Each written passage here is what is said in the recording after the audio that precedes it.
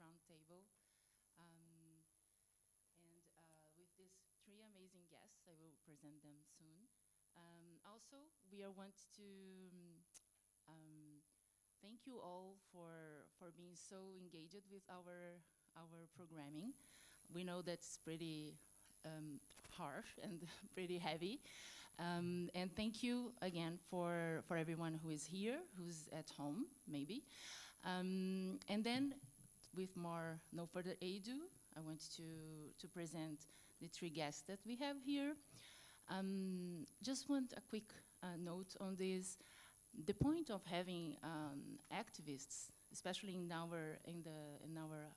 the country that's receiving our conference, is about we feel, and I know that probably I'm going to speak something that you already know and maybe think alike, about how sometimes academia is so disconnected to the real field, or how things happen there, or, I mean, we researchers are all with good intentions, we know, but sometimes it is disconnected, or it is disconnected to public policies that can actually help to change and try to bring some equity as we want.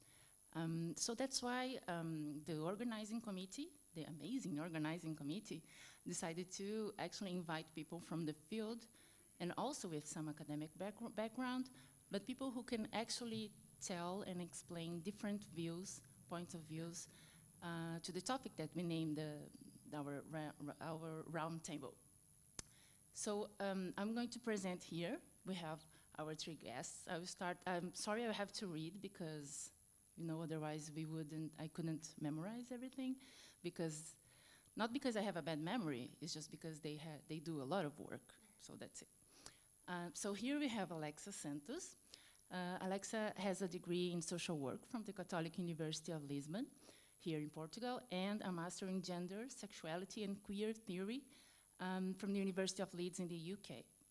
She has been working in social work for over 10 years, and she's an activist for the rights of the LGBTI+ people, and an anti-racist feminist, being a part of the board of the Black Women's Institute in Portugal, and of the Association for Lesbian Rights, Clube Safo.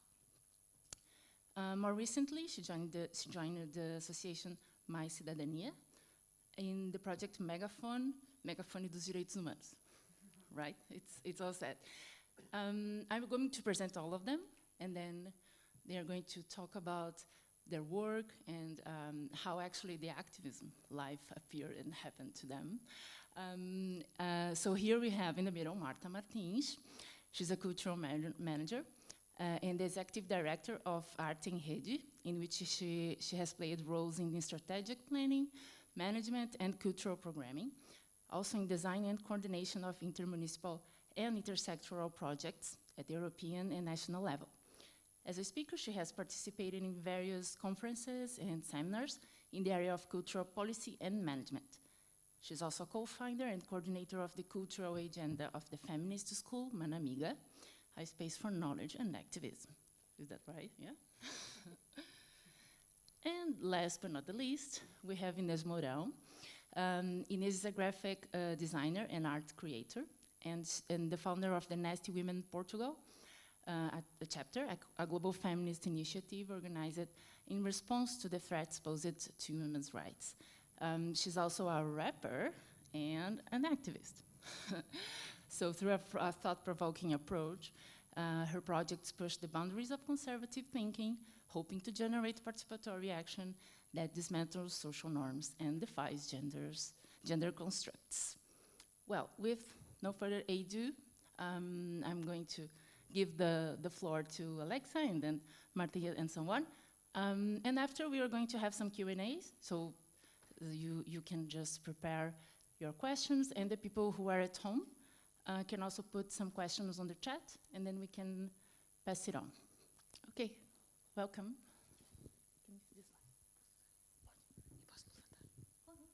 Okay, so as activists do, I do not like to speak sitting. I think that's super old school, and I'm not as young as I appear, but I'm still young, so I like to be up. So yes, I'm Alexis Santos. I'm coming from Clube Safo, so I represent. This is our logo and my boobs. Now I have your attention, so that's good. And I kind of wanted to tell you a little bit of the story of Clube Safo through this story. So in June, Pride Month, there's this ECREA happens every time by the end of June.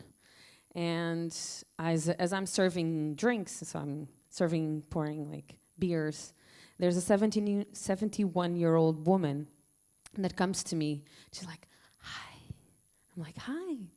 She's like this really white hair till here, like a bob, like a really beautiful bob. She's like dressed in khaki because all of the other colors are too, flamboyant. So she's like in khaki with her little bob. She's like, hi, is this Clube Safo? And I'm like, yes. It's like, oh, I know Clube Safo from the 90s. I'm like, you know Clube Safo from the 90s? She's like, yes. I went to this really cool New Year's Eve where I met a woman that I had a relationship for over 20 years, and then she died. I love the reaction. And so she's coming to me like, oh, I really want to connect with other people my age. And I'm 36, so I'm like, thank you for coming to speak to me. Like I can be someone who can help. She's like, oh yeah, so I'm 71, and I'm trying to look for a partner, someone of my own condition, being a lesbian. And she does like a lesbian. I'm like, oh, okay, so you come to the right place. We are a lesbian organization. The only lesbian organization in Portugal since 1996, which is weird, isn't it? So we do this work. We do connect lesbians around Lisbon and around Portugal. And we do have some of them who are 50 plus, 60 plus, even 70 years old. And they do come to us. When I was invited to speak, I was just like thinking, how do I speak about social media and our pitfalls and our issues with social media? I looked at it and I was just like, actually, especially during the pandemic, this was what helped us connect with people. Actually, you have no idea how many 60-year-olds loved our Zooms on lesbian literature. You have no idea how many lesbians who were like 65 and loved our karaoke online. Okay, so I think that it's really important for us to start thinking about how sometimes we frame ageism, and we think that old people really don't like social media and really don't like all of these computer things. And it's just like, really? I don't know. I'm not sure if that's true. So what they say is, because we live far away, and because most of the times we really don't have anything close to us, so they live in Santa Combadão, or I don't know, in Faro, or anywhere else where they don't have activities for themselves. So online is actually a response to that. So we are actually bringing people closer by having activities online. The other story that I really love to talk about is how we had this every week gathering on lesbian literature. We called it Sarau Safo. And this was a really cool place where people could actually bring their poetry or read poetry they liked. One day, a Portuguese teacher and a poet met. And guess what happened 6 months later? They got married. Well, lesbian story for you, no? So this is the thing about Clube Safo. So it is a lesbian organization. It is led by lesbians, and it is for lesbians. And you might be thinking, what is a lesbian? Well, we also think a lot about this question. It is a contested place. Well, and we are still thinking about it. And I think it's because it is a fluid term. If you're thinking about the 70s, the 60s, and then the 2000s, and then all the queers and all the, fluid spaces. So what we're doing right now in Clube Safo is trying to figure out who is lesbian representing? Why is it still important to have this? Me, as a racialized, youngish, queer person who identifies as a lesbian, this is also a contested space for me. It is a contested space to be here, to be talking about these people, to be representing Clube Safo, but then also looking at the audience and feeling, I'm not sure if this is my place. Okay, so I really think that one of the good things about being in these places and also getting out of the chair and being able to look at you guys is to actually put the questions on the table that is non-existent so that we can think about them. And so, as lesbians do, right, because gays don't, and the LGBTQI plus community seems to have forgotten us, then this is what I'm trying to say. Where is everybody else? Where is everybody else that is not here? Where are the people that we wish were more visible and actually never even gotten the call that this was happening? I'm really glad that I'm here, but I feel like I'm the only one like me here. And so it kind of feels a bit odd. It's kind of like a contested space for me too. And I feel kind of invisible, although I'm on the stage. So this is also what Clube Safo does. Clube Safo started as like a really small collective of 4 women, 2 couples. They're always couples. And they were sitting, having a beer. There's always a beer. And they were having a beer. They were sitting in Aveiro. I don't know if you know Aveiro. It's Portuguese Venice. And they were like, look, it would be so cool if we were able to have this more often with more people like us. And so they created this. Well, there was no social media, so they created this really cool, what's the word? No, not a zine. This was even more avant-garde. This is even cooler. They had this little snippet, and they used to glue it in public toilets. And you'd go to the public toilet, and you would call a number. You didn't know who was going to answer. And like, say, I'm a lesbian too. And I kind of want to participate. And so they did. They had an address, like an incognito address. We called it apartado. I don't know the name in English, so it's an apartado. And so you could write to it. So we have hundreds and hundreds and hundreds and hundreds of lesbian letters to Clube Safo saying we want to get to know other people like us. And they did. They had a meeting every other month, and then they had a magazine called Zona Livre.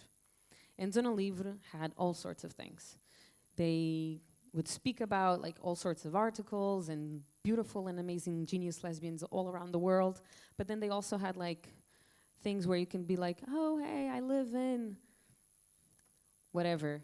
And I'm looking for this and that. And this made people come together. And so as I'm thinking about Clube Safo and as I'm speaking about it, I'm also very keen to say it's interesting how we build communities in these days. So we have older people really happy that we have online events.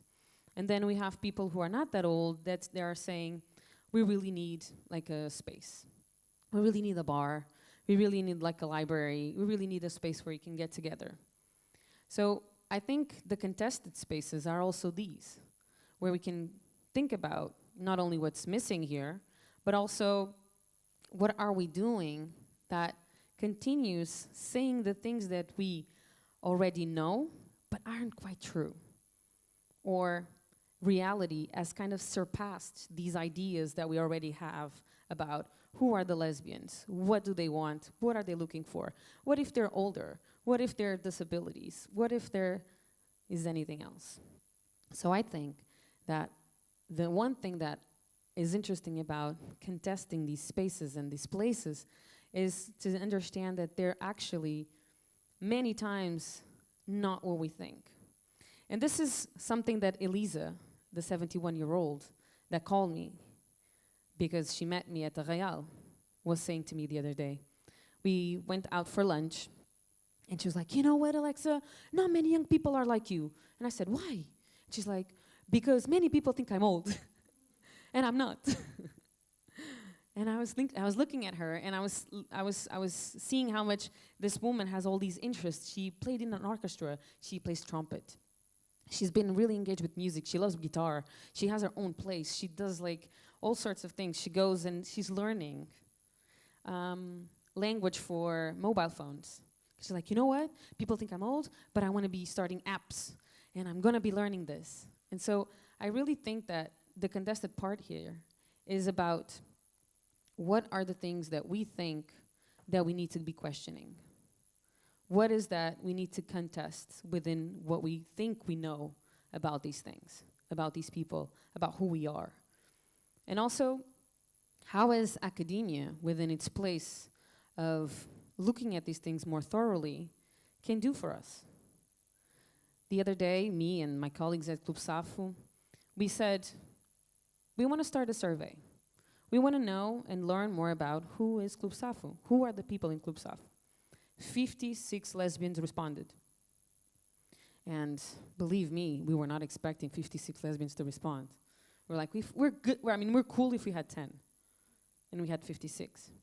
And it's really interesting because the range of people that actually responded to the survey is insane. We had our camp trip. We did a camp trip for 7 days. And the younger person was 21. And the older person was 72. And there were more than 50 people in the camp. And so when we think about lesbians, what do we think about? Who are these people?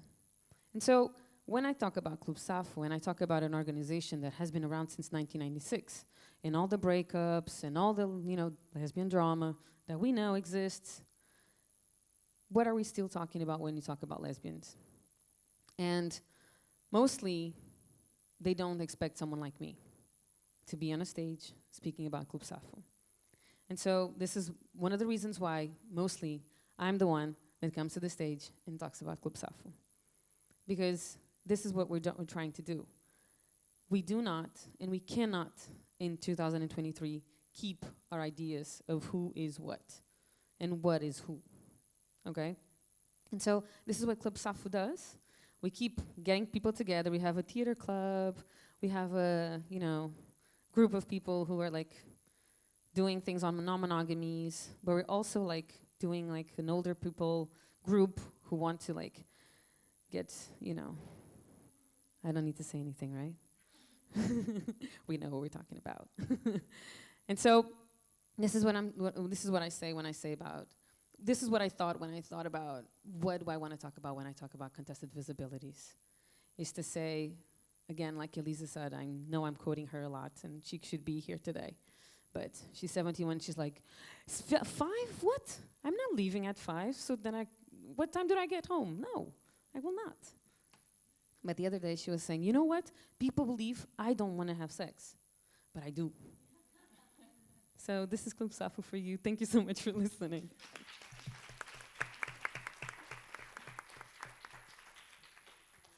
Thank you, Alexa. Thank you very much. I think it's very inspiring to listen your stories and the story of the Clube Safo. I believe that you have many questions already. Just to remember, everyone who is at home, and we have some people there already commenting on what you're talking. You can just write it down the questions there, and then after, in the end, we can pose it here. So now, let's receive Marta. I don't know if you want to use your microphone there, or if you want to use this one. No, I'm old school. Okay. And I'm shy, so no standing for me. Okay, thank you. And I will be kind of reading because my English is not so fluent, so I will try not to bore you. But I will tell you the story of Manamiga, which is a feminist school that we just launched this year, and we are very excited about it. So thanks to the organization for inviting me, for inviting us to be here to share our dreams, our actions. And my name is Marta. As Anna was telling you, I'm a cultural manager. I'm the executive director of Arte em Rede, which is a cultural network in Portugal composed by 17 municipalities. And also I'm the co-founder, together with Valkyria Porto, that is there, hiding, Manamiga, which is a feminist school. So before going further in presenting you Manamiga, I would like to share the reasons why we decided to create a feminist school in Portugal. Because everyone asks us that question, and because we realize this is a central question when explaining what is Manamiga and what is for. So first, a little history. I always consider myself a feminist, even if only recently I realized the complexity of this word. Sorry, technology is not working. I always had constant fights with family and friends about gender roles. But in the last years, I started reading feminist theory and feminist writers, and my conscience about patriarchal violence has increased. In my work in the cultural sector, in which women are the majority, I became more aware about the power imbalance and the replication of gender roles. Men are the directors, men are the creators, women are in supporting positions, as producers, as managers. They are taking care of the organizations as they take care of the houses. If we read the theater program, we realize the majority of the plays are either directed by a man and or written by one. So me and Valkyria start sharing readings and thoughts and having conversations with friends and colleagues about our common experiences with male abuse, with harassment and injustice, and our anger was growing. Then we took a long course with Marta, which is a Brazilian feminist, activist, and philosopher. Marcia is very inspiring, and she's always stimulating women to read, to act, to write, to speak, to create, to be visible. She says we should not wait for an invitation. We should not trust in the patriarchal system to put things right. We need to take power in our hands and do something to change a system that is oppressing us since ever. And this something can be anything. Whatever we can do with the means we have and in the context we are living. It can be a collective, it can be a round talk, it can be a book, a podcast, or even a picnic with our woman neighbors. We need to raise the awareness about our oppression and join forces to take the patriarchal system down, says Marta all the time. So me and Valkyria were very inspired by these words, and we realized after these conversations with friends and colleagues that there is a huge lack of conscience about gender violence in Portugal, and also a sense of powerlessness, together with a major ignorance about feminism and what it aims to achieve. So what we could do was to contribute to increase awareness and conscience through knowledge sharing and the creation of a community of women and of all of those who want to learn, to teach, to listen, to share about feminism. And then Manamiga was born. We were influenced by other feminist schools around the world, and we were sure that Portugal needed one very urgently. We launched Manamiga and we attract a lot of interest, media interest. A feminist school was something weird, unknown. It raised a lot of curiosity. And the questions and doubts began. What is a feminist school? It is only for women. What about the men? Poor guys. What are you teaching? And our favorites. Why to use the word feminist? Isn't feminism outdated? Isn't feminism too radical? So we realized this is really a learning project and that it will take a lot of patience, resilience, and effort in different fronts.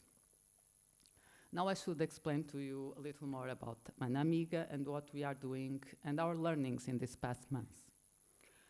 So Manamiga is a project of feminist education and activism. Our action is based in 3 vectors: school, culture, and community, which are intertwined. We believe in an intersectional feminism where there is no hierarchy of oppression, as we learn with Audre Lorde. We are anti-patriarchal, anti-racist, anti-capitalist, and anti-homophobic. In our Instagram, we share contents about feminist writers and activists. We have also a cultural program where we suggest artistic works directed by women or about the topics of the feminist agenda. We also share initiatives and activities of other feminist and queer organizations. In May, we started the school with the course of Marta Tiburi, as she was such an inspiration for us. The course was Feminism in Common, and it had a very good responsiveness. Then we had a history of women by the historian Alexia Schellert, and last week a lesson about structural oppression by Carolina Flores. In 2 weeks, we are starting a tertulia feminista with a glass of wine. Each Wednesday, a more relaxed meeting where we will be discussing the thoughts of feminist writers, and the first will be Mary Beard. This tertulia will be directed by Val, which is the co-founder and the leading head of Manamiga. In October, it is the turn of learning about consensual non-monogamies by Professor Daniel Cardoso, that we know it was here, we met him. And in November, the history of the feminist movement in Portugal by Professor Wanda Gurjão. And we'll try again to launch the course about cisgender and transfeminism by the Brazilian teacher Letícia Nascimento. So, learnings, challenge, and pitfalls from our almost 1 year experience. We had, of course, a strong rejection from conservative and anti-human rights sectors. This happened mainly in reaction to the publicity we had in the media. Even if we were not surprised with the reaction, we were about the arguments and how they came sometimes from women defending situations of abuse and injustice. On the other hand, we were attacked by TERF, trans-excluding radical feminists, invading our Instagram page each time we posted something questioning gender and sex roles and defending an inclusive feminism. We faced also some suspicious reactions from progressive, leftist, and democratic people, some friends and colleagues, who share our core values but suspect what they call our radicality each time we question gender or we talk about queer feminism. And we must say we were very surprised and sad about the reaction of other feminist and queer movements, sometimes afraid that we could occupy their place of intervention, sometimes just buried in work and without capacity to react to our requests to meet or to collaborate. In what concerns our experience with social media, we are always having constant fights to use the word feminism in Instagram. Some of our posts were banned at the beginning and needed an approval of Instagram to be considered a political organization, and after that we could post political contents. So also we confirmed the limitation of Instagram dissemination, and how the most important but the slow strategy is to build a community of people who will follow our work. As in the first program after Marta Tiburi lesson, we organized a picnic and we created a WhatsApp group, and we stay in contact with the students, sharing ideas, sharing events, and they are still following and doing other lessons with us. The traditional media, also we learned that the traditional media still have an important role in giving credibility and authority to a project or organization, especially in traditional audiences, adults with higher education and from medium class. Now, heading for the conclusion, I must say, and we all know that the road to an inclusive feminism that can reach all people from different profiles, class, range, race, gender, sexuality, capacities, it is hard and with many obstacles. When we talk about inclusion, we are not considering that there is the normal people and the minorities that we need to include at the norm or to normalize. On the contrary, we believe people are different, and the problem are not the differences, but the hierarchy between them, as several feminists told us. Maybe the right way to call our feminism is a queer feminism, as we question fixed identities and the normalization of the differences, the heterosexual relation as the norm, the determination of gender and sex as natural, and we defend the necessity to consider the dimensions of race, class, culture, gender, and sexuality when addressing oppression. But if we want to be able to communicate with people with different levels of feminism knowledge, we need to keep it simple and talk about an inclusive feminism. We realized when sharing contents on Instagram that we cannot assume that people are familiar with certain concepts. If we want to go beyond the bubble, we need to be able to talk to everyone. That's why certain contents in our page are much simpler than others. And talking about accessibility and strategies to go beyond the white medium-class intellectual women that take our programs, our lessons are paid because we pay the teachers, of course, and we have organizational costs. But we implemented since the beginning a policy of pricing that includes two levels: the regular, that pays the costs, and the higher, that helps with the grant of other students. And we have these 50% grants to whomever can pay the total amount. Finally, we have plans to work in other levels of education. We believe that education is the best tool for transformation, and that school is an important place of socialization and construction of subjectivities. So our concept of school will expand to other contexts, developing social educational projects at the peripheries and reaching people that hardly would come to us. This is a line of action to be done in partnership with other institutions, but we are already working on it. So that's for now. We are just concluding 1 year of Manamiga, so it's a lot. There's a lot to do, but it's a lot that we have done already. But we are still learning, and we are doing 2 steps further and 3 steps behind sometimes. But well, we keep trying, so thank you.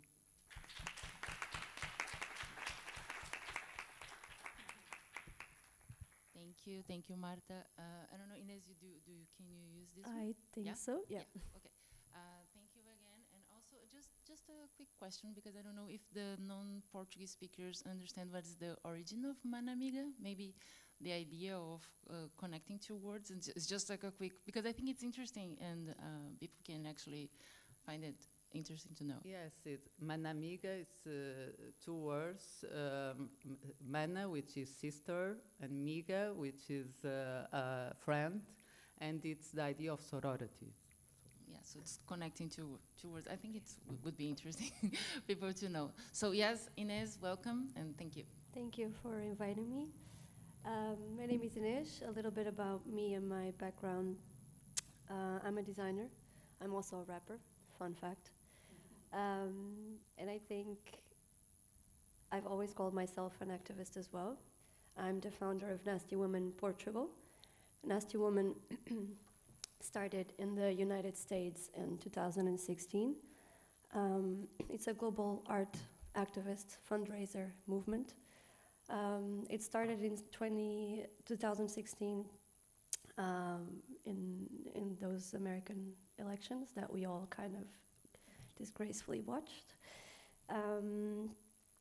It's called Nasty Women because it was basically a takeover of the insult that Trump posed to Hillary, such a nasty woman. So a group of artists in New York decided to take back the name, take back the kind of slur name that he tried to put her down with. And basically did an open call in New York for all the artists that would identify with being a nasty woman, that had this sort of like rage against the machine feeling, or go against the patriarchy, go against this oppression that we're going through as American people right now. If you identify with this, if you defend women's rights, if you are a humanistic person, join us. And so they did. Lots of artists showed up. They donated their artworks. Over 700 pieces were donated and exhibited in Brooklyn. And they were sold. They had like a ceiling price so that they were affordable for people who wanted to participate. So they sold the artworks and they donated the funds, which were about 100K, to Planned Parenthood, which is family planning, family planning clinic that Trump was trying to cut the fundings from due to abortion rights that clinic provided. So yeah, from there they opened up the project Nasty Woman worldwide. I think currently there are over 40 projects worldwide. You have in Mexico, others in the United States, so LA, San Francisco, DC, Washington DC, and then worldwide as well. You have Brazil, Mexico, England, Portugal, which I think was quite interesting because it was all done in a really limited amount of space. I think it was done within a month. And then how fast it replicated worldwide to other countries, other cities. I think that was also due to the power of digital and how social media can act as an active agent of spreading action, spreading the urge to act as well. So I started Nasty Woman Portugal here. Very challenging. I call it my passion project because at the time it was, and it's still not registered. I had no one to help me besides my mom's great hammering skills and my family's as well. So it was a voluntary, and it still is a voluntary project.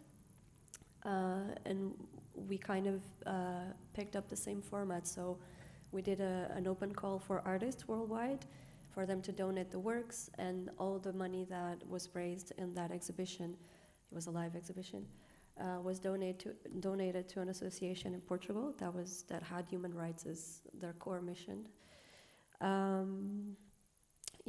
And that's, I think, the story of Nasty Woman Portugal. We've been doing it since 2017. We had, I think, a good visibility / impact here. I think in the beginning, I think because of the provocative approach that we had. So first of all, using the term nasty woman, everyone is like, what? And please don't Google nasty woman only. You'll not like the results. But using a provocative approach, I think, kind of resonated best with Portugal's culture and Portuguese culture in a way, because what I feel from my experience is that I wouldn't say activism, but the discomfort that we feel with certain social issues and political issues here isn't really picked up to be put onto practice of like doing something against it. We just complain a lot, but we don't really gather many tools, or we don't really put down an action plan to do it. And I think what attracted people the most was this idea of rebelling, this idea of going against the system, going against what was established. And also had a lot of backlash by using the term feminist as well. Also the fact that it was called Nasty Women. In our open call, we had a lot of questions whether men could participate as well, if they could go, because they thought it was some sort of like secret club that men don't enter. So that was also really interesting to explore, and I think our main focus from the beginning up until now is mostly education, because it's a very big hole in, I think, Portuguese culture is education, not just regarding, feminism, but even though it's intersectional, but like feminism, racism, we have a lot of issues here in recognizing our own problems, into talking about them. There's also a major taboo on talking about things. So I think Nasty Woman was a place for people to ask questions. We kind of provided a safe space for questions at the time. And I think what was also interesting, also in my background as a rapper, complete different environment, it's interesting to see how one can become an activist later in life due to all of the previous experiences. So, hip-hop is a very cis-man dominated world, very very homophobic, very patriarchal, very condescending, very insulting for women who are part of it. And it was interesting because I've always felt that kind of tingling inside of like, I don't like this, I don't agree with this, but what is this? And I think with time and getting involved more in feminist work, and just wanting to do something out of it, it kind of clicked what I was feeling before in that environment. I was like, oh, okay, so this was not just me being hard or difficult. This was an actual problem that I can also help find solutions for. So yeah, that was it.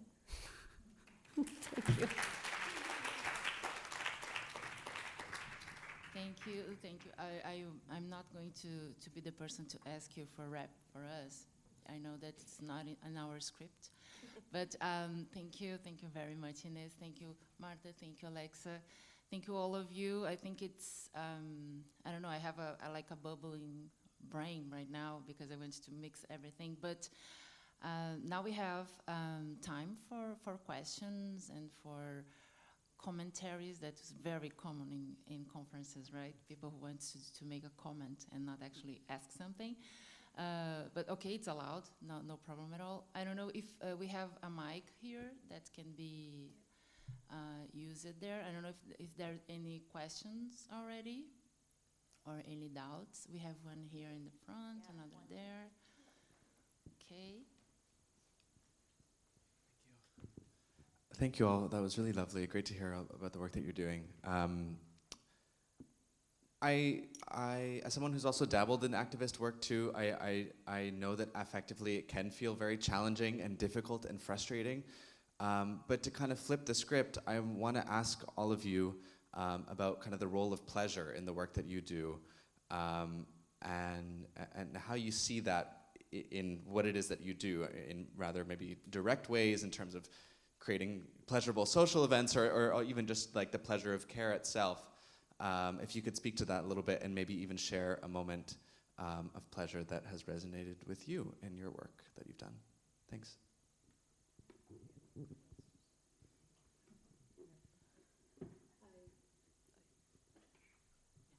Thanks. So I started with boobs. I went through sex and kind of dabbled a little bit in marriage. So pleasure is a little bit in it. But I'm too close to the mic.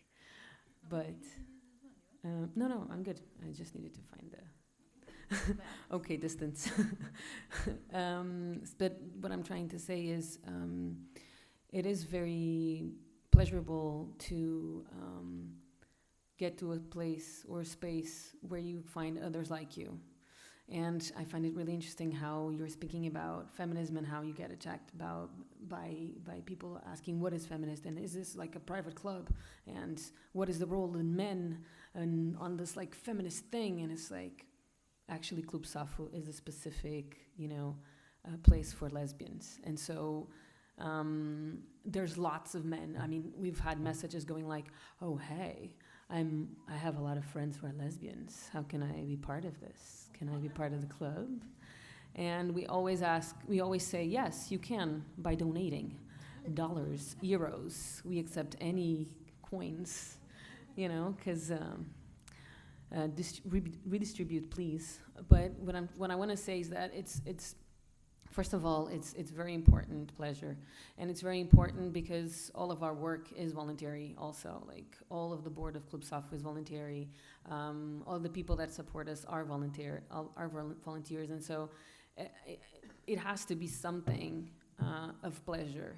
It has to be something that we're doing. I always say this: we do this for others, but we do this mostly for ourselves, so that we can find others like us, so that we can have pleasurable moments, and for us to be able to talk about things and then have someone on the other side of the table going, yes, I know exactly what you're talking about. This is so cool. Because in any other space, they can't find that. And so that's also a source of pleasure and happiness and just joint empowerment and this feeling that you were talking about, Inês, when we sometimes feel like maybe I'm the only one, maybe I'm the crazy one, maybe I'm the you know, strange one, on the weird one. And then all of a sudden there's like someone else who has like this really great passion about Harry Potter the same way you do, and have watched it like 1,000 times and has like all the keychains and all the, you know, stuff from it. And they're like, no, but you know, they're TERFs. No, they're not, because they did this. And then all of a sudden it becomes like a trivia about Harry Potter, and it's amazing.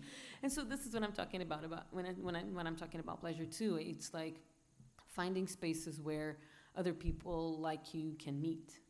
And so I think this is very, very, very important. Otherwise, we wouldn't be able to do this.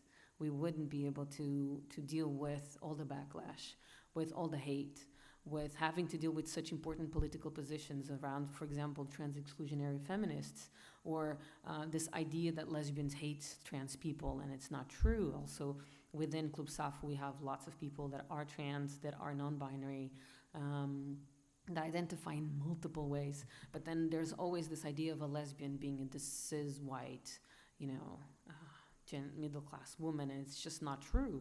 It's not representative of who we are. And so I think it's really important that we continue creating the spaces, and we continue creating, even more than pleasure, joy. I feel like joy is also like a word that I bring in, because it's this thing where I'm just happy to be here. It's really great that it's other people like me are here, and that we can create this space. And it's always co-created. We were talking about safe space also in the conversation. And it's like, it's never really a safe space.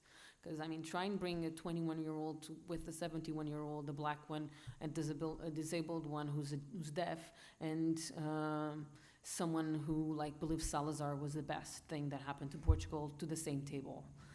This is what happens in Clube Safo. And sometimes it's hard to bring conversation and dialogue, but I also feel that it is important to create spaces for this dialogue, because what we are used to in social media and in this comment sections is like, oh, but you've forgotten this, and that, and you believe this, and this, and then the other person is like, oh, but you are this and that, and then we are not talking, we're just like. And so creating these spaces where we can dialogue and be like, so, but why are you telling me this? And then someone's like, I can't really hear you. No, I can't hear from this ear. You have to tell me to this ear. And then everybody's just like trying to figure out a way to communicate. And so safe space is also about this. It's also about creating spaces where we can have a dialogue, while at the same time telling people what are the basics that we are not allowing. And so when we're saying we're anti-capitalist, we're anti-racist, we're anti-transphobia, anti-homophobia, we also are aware that we have people who have internalized homophobia, who have no idea how racist they are, and who have no idea what TERF means.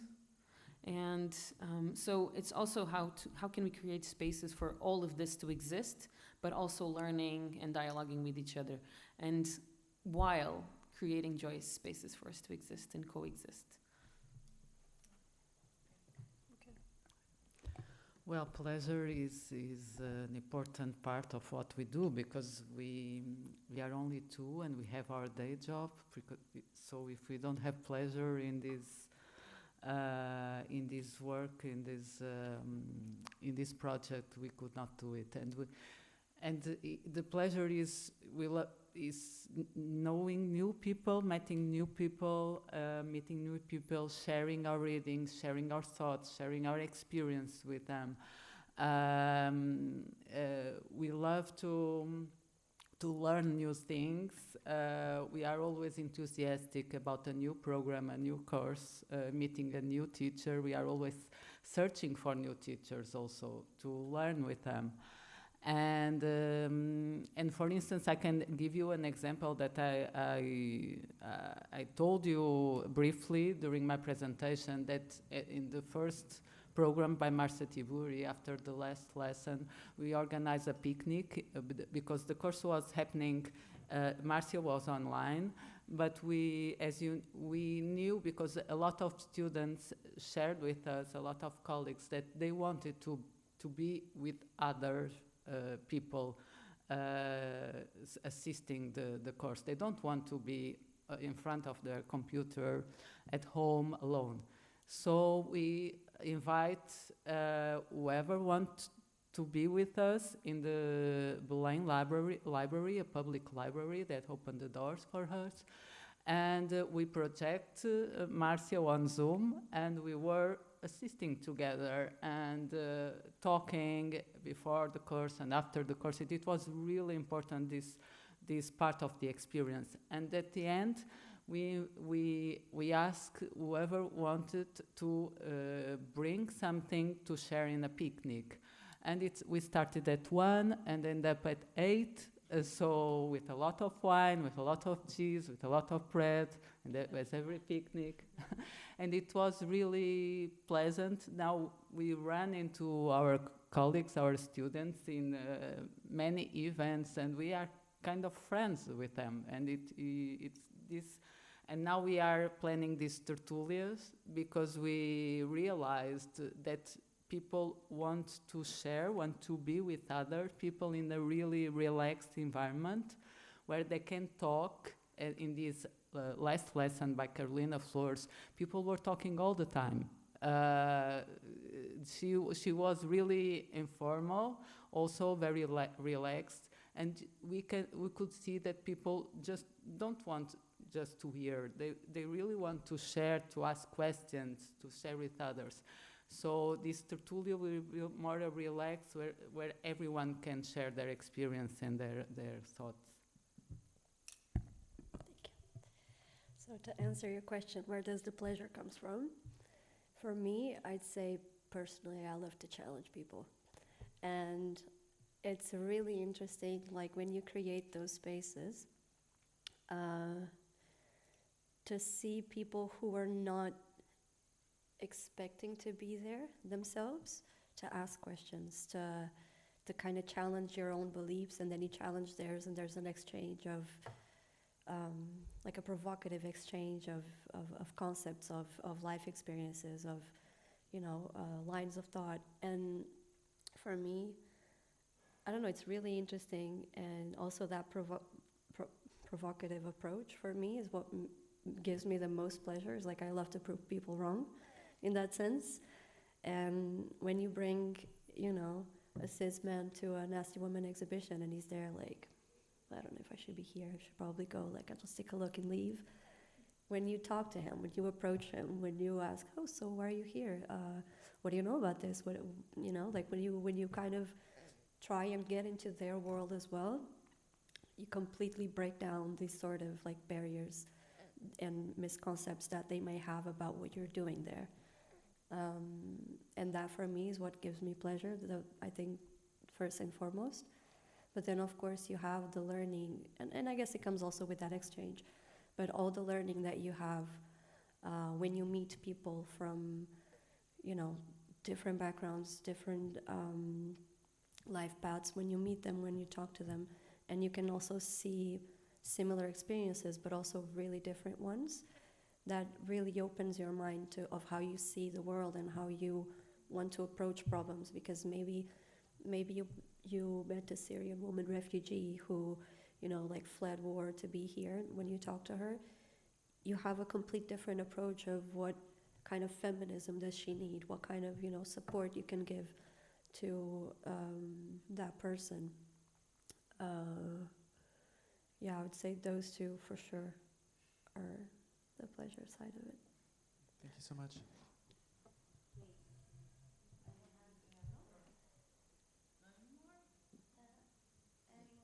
There's another question there? No? Raising hands, please, because I got Yeah, lost. I was just seeing hands and then... Yeah, Dilara? No? I saw you. I'm putting you on the spot. I saw you going like, and going on. That's okay. Congrats, you win the mic. Yeah. Thank you. Thank you so much for a great roundtable. I was actually wondering what you think about the concept of intersectionality. I mean, obviously it has been very important in queer and feminist activism, but I was thinking that in recent years it really got adopted by the institutions as well, and it just became in a way too mainstream. So if you have any ideas on how can we move forward with this, or what do you think about it? Thank you. Thank you. Thank you.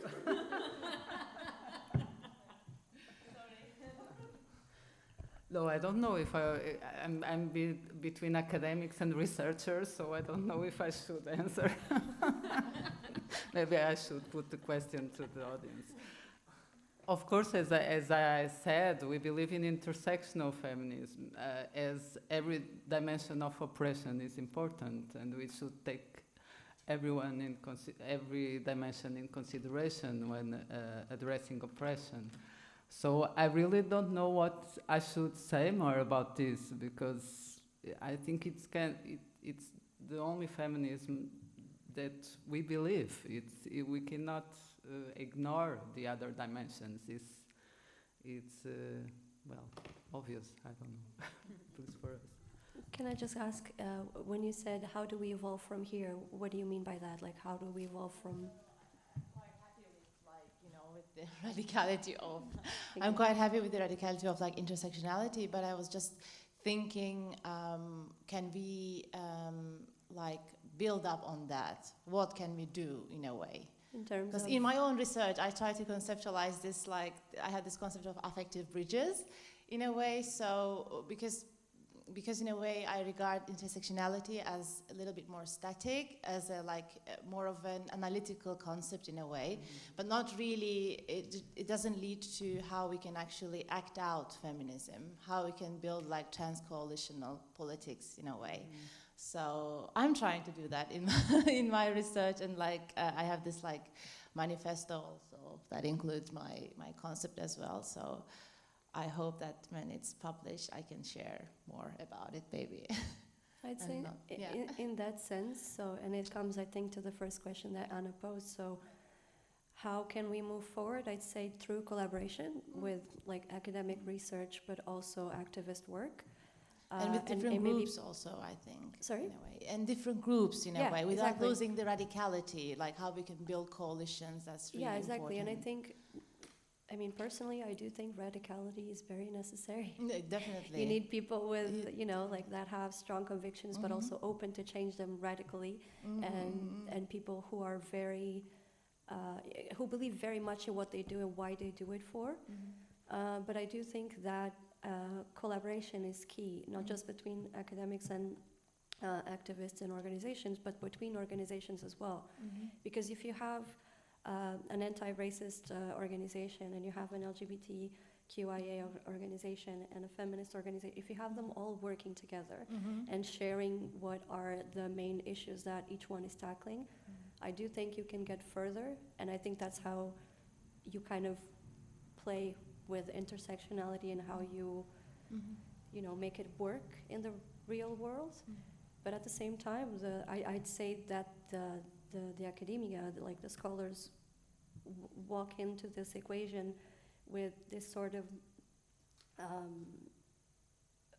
you know, like academic knowledge with, you know, reports that show us what is needed in this specific area, that show us what happened and what was the result of what happened, what could work best, what are people thinking. And I'd say the difference that I see between academia and activists is I'd say the way, like the method that we do things, because I feel like we both want to do things, but we contribute in different stages of the process. So academics, I think they help activists understand where are the problems, also what kind of problems there are, and then from there we work on them, and we make like an action plan, and we do it, and we push people to do it. What I feel like happens is activists, because they play a more emotional role in this equation, it's not, for me, for example, I don't have any studies in this area. I'm a designer and I've studied artistic education. But I've started a feminist project. I have really strong radical feminist convictions and you know, just strength and will to do something. But if I try to approach a lawmaker with some sort of project, I will need that academic research background to support me, so that it will give me credibility between, you know, amongst a body of lawmakers, for example. And I think that's where both can converge. also attached to the organizations who have that, system, not system, but it's a, sorry, I'm missing the word. It's an official thing, a recognizable project, it's not just, oh, I like to do this on a Wednesday. I am a NGO and I perform these activities and I have reports. So I think the three can complement each other very well and move forward with the intersectionality. I just want to add something to what Inês was saying, because she was insisting in the word collaboration, which I think it's as important word. And it was something that surprised us when we started Manamiga, was as the activist movements were really insisting in reinforcing their own identities as LGBT or anti-racist, and not really open to collaboration. And what, for instance, it was something that in the feminist movement, with the feminist organization, that really surprised us, was the insisting, or the movement that exists in Portugal, insisting us to define our position about sexual workers. They really want us, because this is a kind of a line of division between some feminist movements and other feminist movements. So they wanted us to say what we are defending, because or we are with some of them or we are with others. And we were kind of, but we want to collaborate with everyone, because this is a feminism for everyone. This is not important for us to define this. So this idea of collaboration and going beyond this definition of identities and what separates us from the others, it's what I could say about it. I have so much to say on intersectionality, it's insane. And this is why I was like, maybe I'm not gonna start. Maybe I'm not gonna start, because I feel it's, and this is me talking, this is Alexa talking, it's not like within any of the organizations that I work with, but I've been doing work since 2018 with Imun, so the Black Women's Institute in Portugal, and there's so much on intersectionality. Like in 2018 in Portugal, intersectionality wasn't even a word, like people didn't even know it. And now people are using it as if it's like candy, and it's interesting because it's like, oh, intersectionality, good, I love, Exactly. yes. Let's put a little bit more of it, sugar. And it's, and I use this and I say this because there's so many texts, so many Black authors who are telling us about intersectionality practice and practices of intersectionality. And I always like to illustrate what I'm telling with stories, because I think it's sometimes difficult to understand what is an intersectionality, what is a practice of intersectionality. But for example, I used to organize a group of young Black women, and we called it Encontros Sankofa. And Sankofa is a specific symbol, and you'll Google it. I'll not explain what it is, but it's something that it's super interesting in terms of like how can we gather what we know about ancestors and then think about the future with this. And it's really interesting because I used to work with Megaphone dos Direitos Humanos, so Human Rights Megaphone, and the goal of it was that we would take human rights forwards. And the reason why Megaphone was created was because Bruno Candé was assassinated some years ago, broad daylight. He was a Black man, and it was a huge deal. And all of a sudden, this organization wanted to do something, and so they created this project. And I walked around different schools and stuff, and one of the things that I had to do was manage this group of girls. So it's 10 girls, age 15 to 25, all black. And let's talk about what is it about being black in Portugal. What does this mean to us? What do we want to say about this? And what is the products that we want to take out of our own experiences as black girls and black women? And it's really interesting because it's all really cool, and the organization was really, oh my God, this is so cool, and you managed to put 10 girls from all sides of like Lisbon, the periphery of Lisbon, of course, coming together and talking about these things. This is so cool, and yes, let's bring them to the museums and bring them to like meet new other black people who are super cool. And so far, so good. But then the project didn't have money to get them from their houses to the places we were in. So not only the girls were doing this voluntarily, so not getting any funding for, you know, their Saturdays that they had to come to the program to, but they also didn't get any money for well, they could get transportation, but think about having like a bus coming from the outskirts of Cascais, which one of our girls was from there, to Lisbon on the Saturday. It's not happening. So you want them to be here at 10 a.m., but you're not allowing them to take a cab or an Uber. And the actual program that finances us didn't allow it. So even if we went like, yes, take an Uber, and if we wanted to pay the Uber with the money from the project, they wouldn't give us the money back. So that was one thing.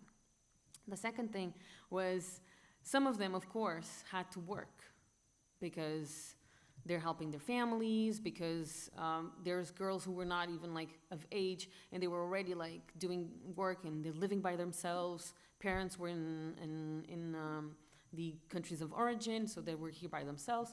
And as we were like discussing this, and the girls were just like, I can't this Saturday because I've managed to fill in a work place and taking care of my nephew's sister's kids, you know, and then we have to present these present sheets, you know, like we have to tell that all 10 were attending every single session. It's like it's not coherent with what we're trying to do. So when we're talking about different groups and putting different groups together, we have to pay attention to the fact that different groups have different needs, and programs who are based in scarcity and liberal and capitalistic ideas will not have these needs into consideration. So if we don't have an actual intersectional practice, we will not have these different groups in our programs and doing the activities and participating and bringing whatever it is that they can bring. And you can't do it in a year. You can't do it in 2 years. You need to have more years because you need to go and meet their communities. You need to go and meet their families, and their families need to trust you, because I will not allow my kid to leave me on a Sunday, which is family time, for this thing. What? No. Nuh-uh. We're not. It's not going to happen. And so this whole thing is really important for us to understand a little bit about how these power structures then allow us or do not allow us to actually have intersectionality and to not have intersection practices. So when I think of this word intersectionality, I always think about people are not using it, thinking of it. They're co-opting it because it's interesting and it's like a sugar and it's like a really pretty rap. But I really think it's a lack of first of all, I think people are very lazy to then like build upon these ideas and actually creating practices that respond to them, because this idea was created to respond to specific needs. So it needs to circle back. It needs to circle back to respond to what it actually means, and not become this void jargon for the sake of white people saying that they're so cool and woke, and I don't know, trying to be diverse and inclusive. I really think that we need to understand what does that mean. What would it mean to have more people presenting papers here that are Black, that are, you know, coming from a space of like, I kind of know what I'm talking about. And I mean, I'm not in this all goes again thinking about all of this scarcity and all of how much of these careers and these buildings and institutions are not made for diversity and inclusion, and that they are not made for these people to be in these places. I mean, we know in Portugal, for example, that beginning in high school, Black kids are not reaching high school. They're leaving high school. You enter, you know, until 9th grade, you may have in one area classes that like are maybe 50-50 of like Black kids and white kids. And then as soon as you go into high school, in the same district, you find 1 or 2, maybe 3. Then when you go to university, I mean, if you think about your own experiences and how many Black kids you had in your classrooms, it's probably 0, 1, 2, maybe 3.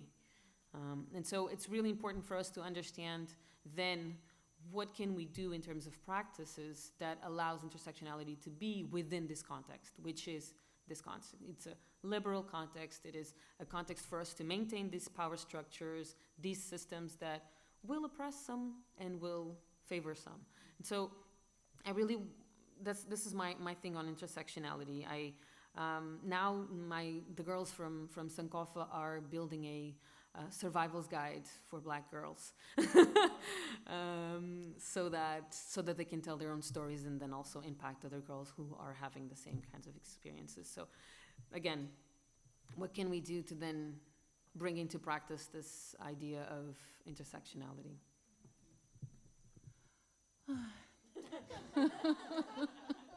I mean, I'm just trying to, actually, we are almost going to the end. I don't know if we have any quick or urgent question, as Elena used to say, like urgent questions. But I want to make just bring some, but before doing what I planned as listening to you, it really got me when you said that, you know, I'm here. Even though I'm on the stage, I feel the invisibility. This is really got into me, and I think we can all maybe get this, because it's exactly what you're saying. It is like the invisibility within the public, even within the academics and everything. But you are on the stage, and still there's no other people, other Black people in the same place. So this is, for me, it's just something that I want to take out and make like, if I had a highlight pen, I would put this upon.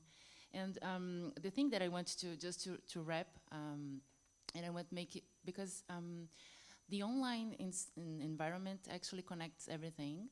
Even though, for example, you started in 1996, I was there, and then, I mean, we didn't have these communities online, but during the pandemic, and then you have like this whole group, even though like a diverse in age group, which is also very interesting. I think sometimes it's not that considered, older women or older people actually being in these spaces. Also the school actually, even though you have like a little, how do you say, not argument with Instagram, but the algorithm. I think it's like everybody who studies Instagram suffers a little, but how, you know, like putting the content there, and also trying to bring a dialogue in a simpler way in order to actually bring more people to actually study and then understand what is feminist, what is feminism, or whatever the concepts we are working on. And also the Nasty Women being started as like a response to, you know, a comment, and how this actually spread everywhere, and how we actually feel like attacked as women. And in these spaces, like in these digital spaces, we know that people,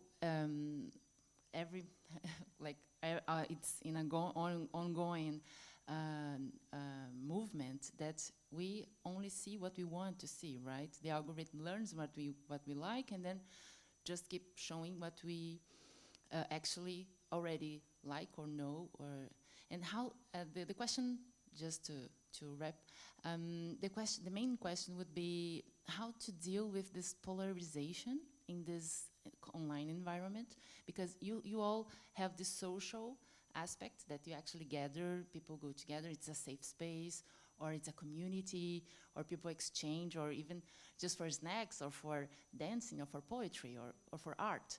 But the question is, online, we get people sometimes, especially when we are promoting, like in advertising content, we get to different bubbles, and how do you deal with it? If you feel like, how is the, what is the lessons you have learned in this social media environment, and how people respond to that? So if you can just tell a bit about your experiences. Yeah, so, hello? No? Yeah. I'd say with Nasty Woman specifically, if you're not an asshole, I think we're gonna deal with it pretty fine in that sense. As in, we didn't really get resistance from anyone who's not one. So basically, we also reached like a wider audience in terms of age range.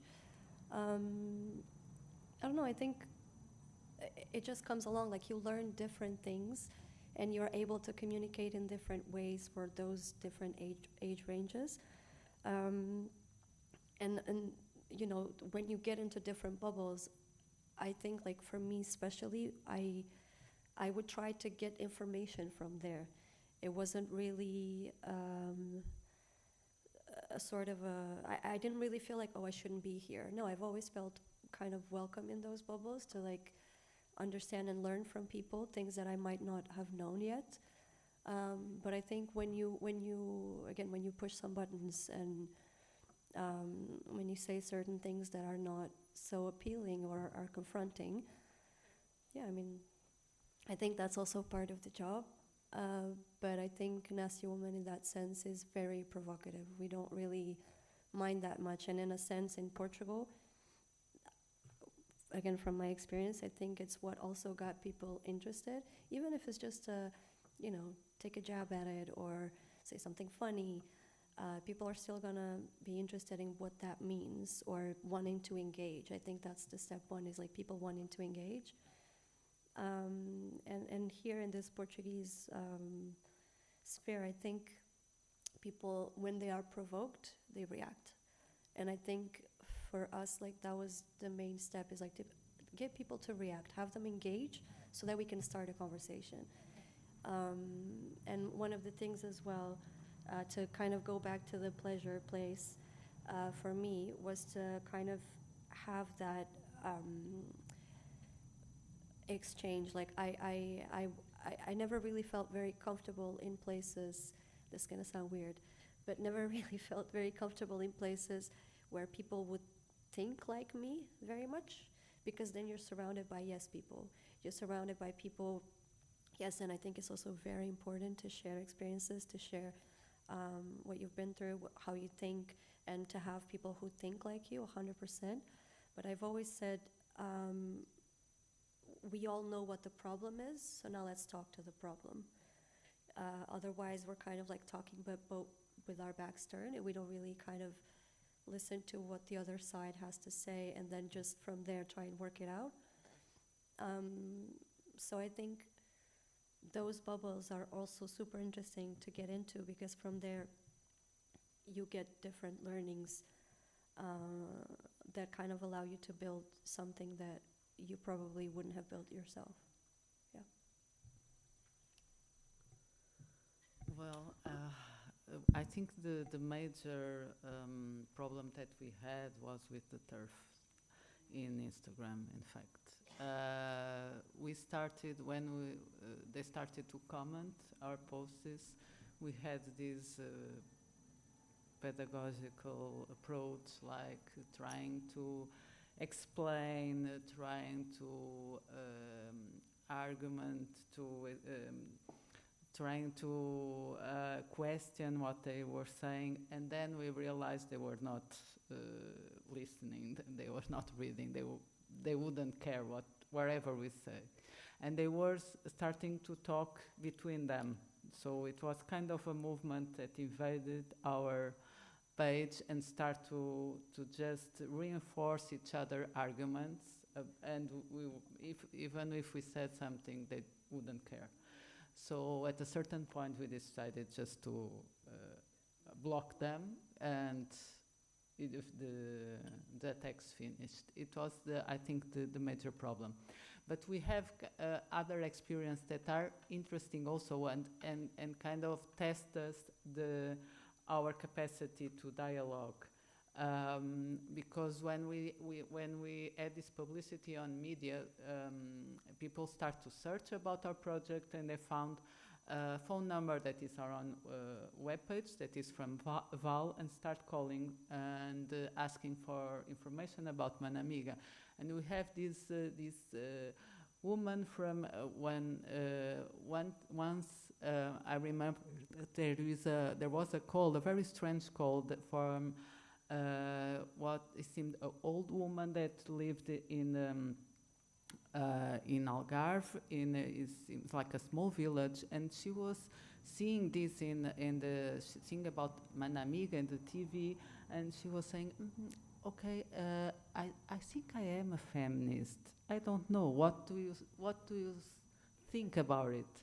And I think I suffer from domestic violence with my husband. And she was kind of sharing with us, and in the first time, we thought maybe this is kind of a joke or someone that is just playing with us, and then we realized it was someone that really wanted to talk. And after this, we had other experience like that, and we realized that we really need to be able to talk with people, and with different approach and different knowledge, and even with our friends that sometimes surprise us, questioning us about things that we thought were already settled, like, why are you saying that gender is a construction? And then we need to, okay, let's sit and talk about this. And it's really testing us, because we are not teachers, we are just learning also, but we need to really enlarge the knowledge about these concepts, and to increase the awareness about the gender violence, and also the power imbalance, that people really just go in their life and don't realize what they are suffering. I think I just want to say something about this idea of polarization, and we've learned a lot around the idea of time. This urgency of, like, I have to answer, otherwise this is going to be da-da-da. And one thing that we've been learning a lot is, like, okay, we don't need to respond straight away. Let's stop.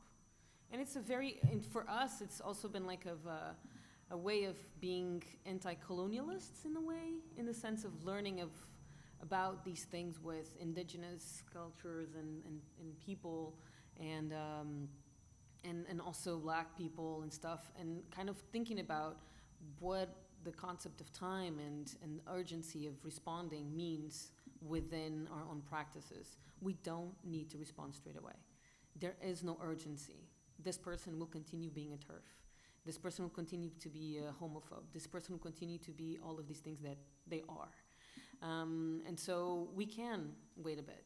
We can have a conversation about what do we want to do with this person? What do we want to do about this comment? And it's really interesting because we are part of this network, the Eurasian Lesbian Community, the ELC, and they started as a conference in 2016. And now they're like this huge European organization, and if you don't know about it, you should. They're amazing. They're lesbian geniuses. They're absolutely incredible. Like, I want to learn from them everything they know, because they've grown in a very small amount of time. They're doing so much on archiving, on so many things. It's insane. And they've actually, for example, with hateful comments online, and especially on Instagram, they've come from a perspective of not deleting. They're actually not deleting the comments. And the reason why they've come to this realization and this decision was to say, people need to understand that there's violence out there, that people are saying these things. It's not us making it up. It's not us, because if we delete them and we do not allow people to comment, then we're creating a void. And we're speaking to this nothing, you know? So we're saying to public decision makers and policymakers, this is happening, but we don't have anything to show for, because we've not allowed this to happen. And so what they decided was to go the other way around, was to actually allow for the comments to be there, not respond. It's like, yes, they're here, this is happening. And I mean, we've had people, well, some people of the board of VLC are trans women that have been attacked specifically. So when there are specific posts with them and with their faces on, people come at them and really ferociously. And so, and they come to us and they're like, okay, we need to do something about this. And it's like, well, remember what we're trying to do here. This is like a political statement. This is something that we're doing here. And it's really interesting because then when we come to these like really high profile meetings with European decision makers, you know, EMPs, blah, blah, blah, from, you know, all of these beautiful places that supposedly are so like incredible and inclusive and stuff. And we're like, oh, really? Because it says on my website that actually these comments come from there. It's like, oh, really?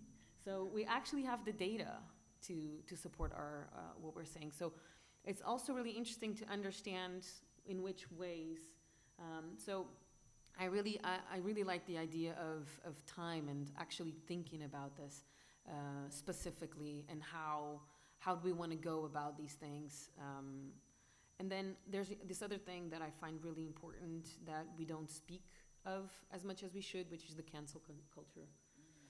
I really think that it's, if we are anti-racist, if we are anti-colonial, if we are anti-imperialistic, if we are thinking of intersectionality, solidarity, sorority, then we really need to think about what are we canceling, why are we canceling, and have we done like the entire process until we cancel the person. So I think it's very easy for us to get into this panic mode. It's like, this person doesn't shut up with these hateful comments, and what are we going to do about it? But then sometimes, if we just sit down and have a conversation, this might lead somewhere. If we then try and create moments and spaces for learning, then maybe we can start a conversation. So also trying to think about how, when we see these things online, and because we're so polarized and we're so quick on the headlights, then what can we do to then contradict and counter-react to the cancel culture? And then maybe if we continue creating spaces for dialogue, not only we can create better spaces within our communities, but also bring other people closer. And that has been something that has happened a lot with us. Because first of all, we've realized that by making our message really clear, by saying, yes, we are trans-inclusive, yes, there's non-binary people in our activities, yes, this is happening. People, first of all, don't come close. It's like, oh, you know, those Clube Safo people who are like non-men. So we're anti-men and we're non-men. So we're not women, we are non-men, which is a bit. Yes. It's like the whole like circling about it. But then it's also about not having these people approach us because they already know who we are. So making very clear who we are, who are representing, who are the people within our groups, and that we will sometimes allow some things that are problematic in order for us to be able to have a conversation. But we will not allow that to be happening once and twice and 3 times and 4 times and 5 times from the same person, for example. It's more or less like, okay, we've given you the chance to learn. You haven't learned a little bit like, you know, the author of Harry Potter, going back to my... So, I mean, people have tried to talk to her. She doesn't budge. Well, then they'll cancel. We will not give you money, transphobe. But it's this thing. I mean, we have to go through these processes in order for then to be able to build a community, because otherwise we won't, and people will leave, and this is not something that is good for us, for the movements. Either the feminist movement, the LGBTQI plus movement, the lesbian movement, we need conversation, we need to dialogue, and we need to have the time to have these conversations. There was this one time, this woman, she's 52, I think, and she's like, I don't know where the lesbians of my age are. They're not where I am. I never see them. They're not on Tinder. They don't go out at bars. And so what I have is like 25 to 35-year-olds, and I'm not interested in them.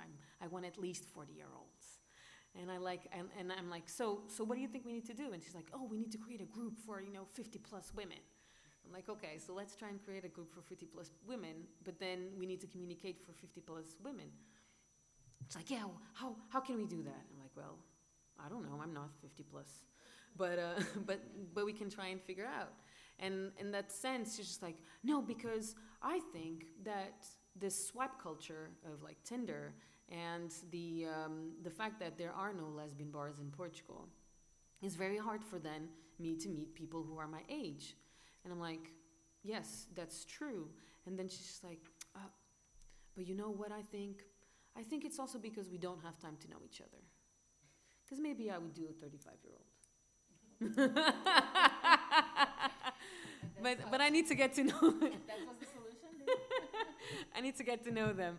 But this, I'm telling this story. It's funny, but it's also a thing of like saying that this time thing and this idea of contradicting the rapidness of relationships is really important. And this is what she's bringing. Of course, it's a funny story, but it's also a story for us to be thinking about. It's not just about let's have a Tinder date and then moving together and have children or a dog or a cat or whatever.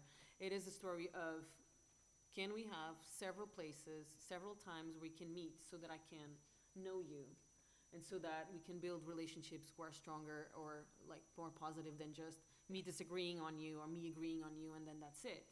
And this is the only moments where we can meet each other.